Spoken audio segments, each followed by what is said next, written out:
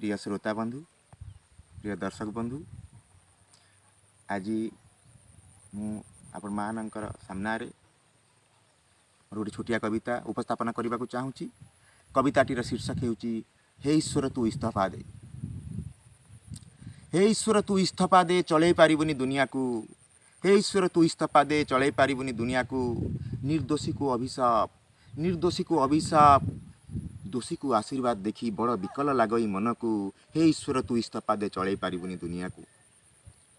चका आखि तोर फिका पड़िलाणी बधिरा हेलाणी कान। चका आखि तोर फिका पड़िलाणी बधिरा हेलाणी कान। हाथ गोड़ तोर सहजे नाही रे किपरि धरा करिबु पालन। चका आखि तोर फिका पड़िलाणी बधिरा हेलाणी कान। हाथ गोड़ तोर सहजे नाही रे किपरि धरा करिबु पालन। दुनिया बोझरू ओहरी जा तुही शुणी मोर अनुरोध को। हे ईश्वर तू इस्तफा दे चलई पारिबुनी दुनिया को।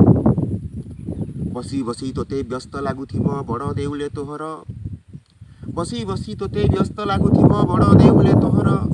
आपे चालुथिले नंदी घोष तोर थरे बुली देखंतु संसार। आपे चालुथिले नंदी घोष तोर थरे बुली देखंतु संसार। तू तो सहजे पथर, तू तो सहजे पथर कालिया प्राण नथिब तो पिंड को।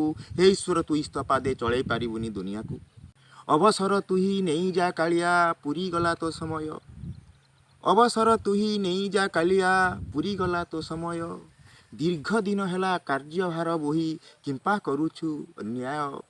दे इस्तफा तू अनुरोध तते थरे विचारी आगकू। हे ईश्वर तू इस्तफा दे चलई पारिबुनी दुनिया को। केते पाप पुण्य करिछि केठी जानी तो पारुनी मुही। पार्थिव जगते जहा देखुअछि ताहा तो पारुनी सही।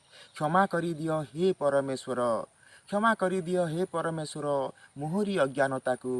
हे ईश्वर तू इस्तफा दे चलई पारिबुनी दुनिया को।